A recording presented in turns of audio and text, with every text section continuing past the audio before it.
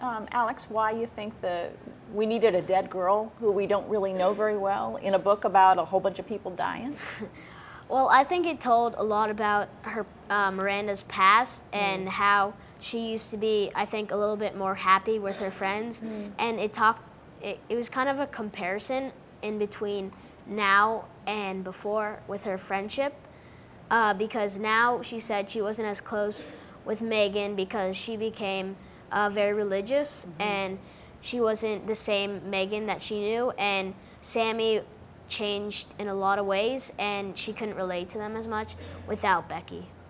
Now, you guys have done some studying, I would imagine, in literature about some of the devices that writers use. I was thinking that maybe the writer put it in there as foreshadowing. You guys talked about that? Yeah, Yes. we have a lot. Yeah, so I was wondering if having somebody who had died, if that was foreshadowing what could happen in the book for the characters, but also for you as a reader to be prepared for things to happen so that you wouldn't be so shocked or, devastated when people did die in the book. I don't know, what do you think of that? I think that Becky was kind of tied to the death subject, and I think I interpreted the dreams, like every time she had the dream, she asked Becky, "Is this heaven?"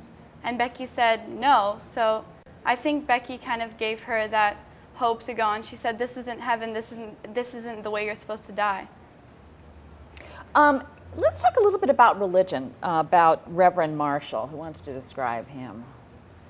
Well, I thought that, after Megan died from starving to death, basically, Miranda goes to the church and sees Reverend Marshall, and he doesn't look skinny at all. He looks the same, and she despises him because he turned Megan into what she was, basically. And then she goes up to him and yells at him because he was kind of asking and using his students to give him food, and then she thought he was very despicable for that. So. Well, he's sort of our only religious figure in this book. Right. So what does that tell you about either the writer's view of religion, or what did it tell you about, what did you react? You guys go to a religious school. Did you react differently to that character? I think Megan was pretty extremitist. Like, everything she did was pretty extreme. Like, she would spend her whole day reading the Bible, and she said, "God doesn't want me to eat." And Miranda kept telling her, how can you believe in a God that wouldn't want you to take care of yourself? And then Megan kept saying, "That's what Reverend Marshall says, that's what Reverend Marshall says." So it all kind of went back to him. He was sort of set up as a despicable character. Yeah. What about Becky's faith, though? Was that something that you thought was handled well or not handled well? Realistic, not realistic? Well, I think it's realistic because there are people who that are very extreme about their religion. I thought that it was handled a little extremely. I don't think that I think that the fact that she was giving up her food, I think that was a little extreme, and I'm sure that's possible, but that's hard to believe. As a writer, one of the things she keeps doing is making it worse. And I kept thinking, as a writer, as a reader, how do you do that? How do you do that? How do you keep increasing the odds? If you were going to write this kind of a book, how would you do that to keep the reader's interest, but also how do you keep cranking it up so that things keep getting worse? Well, I think it was kind of a moral in a way that you got to cherish every moment, and when stuff become bad, it can get worse, and you have to cherish what you have at a certain time. So you can't be really mad when one thing happens because it can go in another way.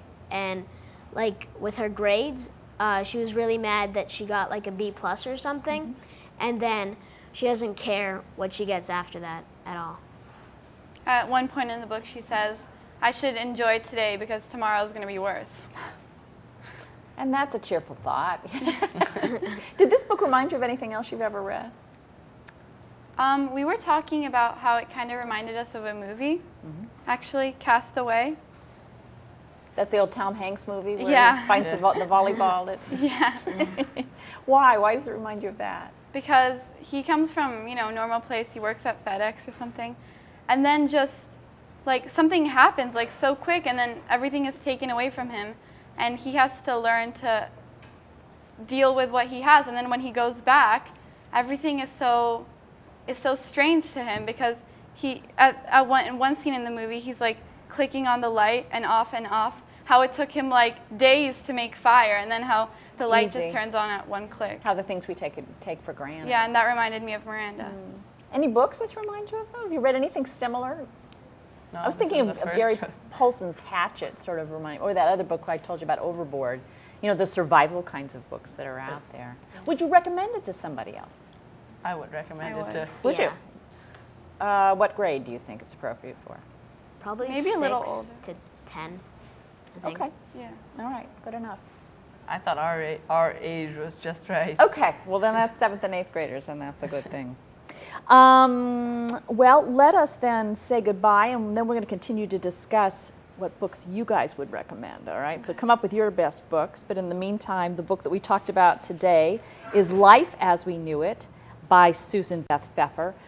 So give me your very favorite book. Ever? Ever, Rebecca. Catcher in the Rye. Catcher in the Rye, okay. Why? A lot of people hate that book, but a lot of people love that book. There's Yeah. no in between. Either on you that. hate it or you love it. I know, that's with Salinger. Because I think that the character is really honest, Okay, and I could relate to the character a lot. okay, all right. Jonah? I really like the book The Giver, Oh yes, Lois Lowry. because I thought that it was something that just sounded so creative, and it was something so unique that nobody had ever really thought of before, and that I definitely haven't thought of before. Are you a fantasy fan? I'm a fan of whatever is written well. That's a good reader. That's what I like to hear. How about you, Alex? Best book ever? Well, I recently read The Da Vinci Code. Oh my gosh. Did you like it? Yeah, I loved it because it was a mystery, Yeah. and it kept on going different ways. You could never predict what was going to Wow. happen, and I just loved like how you couldn't know, and you kept on trying to guess. You're like, wow, this happened. Wow. Okay, well then good. So do you like mysteries as a general rule, or adventure Yeah. books as a general rule? Well, that's good. I guess mine would be Home of the Brave. It's a brand new one. We're going to talk about it in an upcoming book club by Catherine Applegate, and it's just, I reread it again last night. It made me cry again. You know, it's a beautiful book about a kid from Sudan who comes to America and has to adjust. So that's my suggestion. But the one we have now is called Life as We Knew It. It's by Susan Beth Pfeffer.